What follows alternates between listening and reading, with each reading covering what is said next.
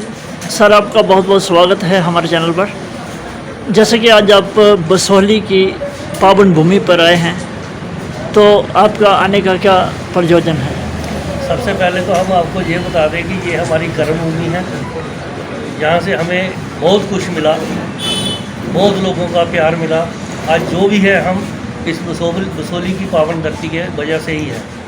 और आज जो हम जिस मकसद से जहाँ बैठे हैं, ये हमारे रतन चांद जी रतू, इन्होंने एक गाना बनाया हुआ है चौधरी लाल सिंह जी के ऊपर, और इनका चैनल है JK08 ब्लॉग, और ये फेसबुक में है। तो हम चाहते हैं कि इन्होंने जो गाना बनाया है चौधरी लाल सिंह जी के ऊपर, हमारे जो बसोहली वासियों को, हमारे कांस्टीट्यूंसी वासियों को, हम सबको अपील करते हैं कि उसको सुने और उस पर अमल करें। आगे आप इस विधानसभा क्षेत्र में जो चुनाव होने जा रहे हैं, आप विपक्ष को कैसे देखते हैं? देखो, हम विपक्ष को वैसे ही देखते हैं जो हम 20 साल से देखते आए हुए हैं। और मेरे मायने में मैंने आज तक जो हमारे सपोलिया साहब हैं, उनके जैसा अच्छा कैंडिडेट कोई मुकाबला करने वाला हमने ना देखा है, ना देखेंगे। और सबसे बड़ी बात यह है कि हमने कितने इलेक्शन लड़े विधानसभा के और MP के भी लड़े, लेकिन कभी भी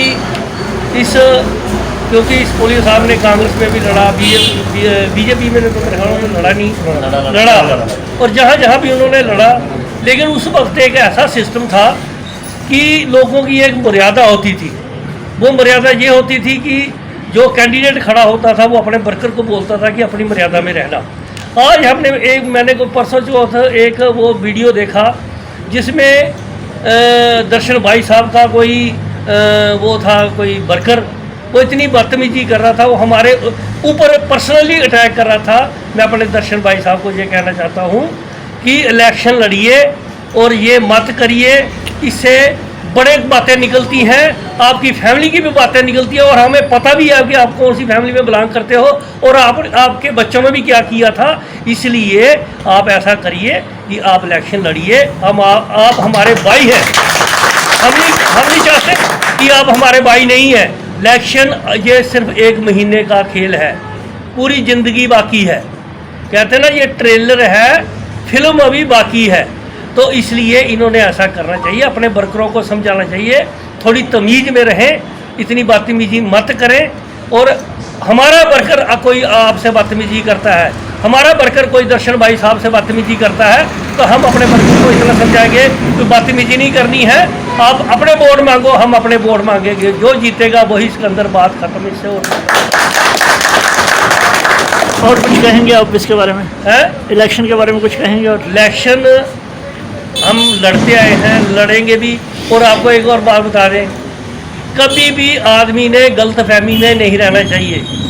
ये गलतफहमी आपको पता है कठुआ में क्या हुआ था। 14 पार्षद थे इनके पास, मेरे पास तो 4-5 थे, फिर भी मैं 14 लेके जीता और ये 4-5 के रह गए एक साइड। राजेंद्र सिंह बबी जिंदाबाद। ये कोई गलतफहमी में आदमी कोई ना रहे, अपना अपना काम करे। हम अपना काम करेंगे, वो अपना काम करें। उन्होंने रैली निकाली, हमें कोई एतराज़ नहीं है। अब हम परसों रैली निकालेंगे, इनको भी कोई एतराज़ नहीं होना चाहिए और कोई खुन्नसबाजी नहीं करनी चाहिए, क्योंकि लोगों में एक बात जाती है कि कौन अच्छा है और कौन बुरा है। बाकी चौधरी लाल सिंह के बारे में आप खुद ही जानते हैं, उन्होंने कितनी मेहनत की है, कितनी मेहनत करते हैं और कितना काम किए हैं, ये सारी दुनिया जानती है। और जो काम उन्होंने 10 साल पहले किए थे, आज वहीं के वहीं टिके हुए हैं, उसके आगे 1 इंच भी कोई काम नहीं हुआ है। और आज ये कहते हैं कि हम सबका साथ, सबका विकास और सबका साथ।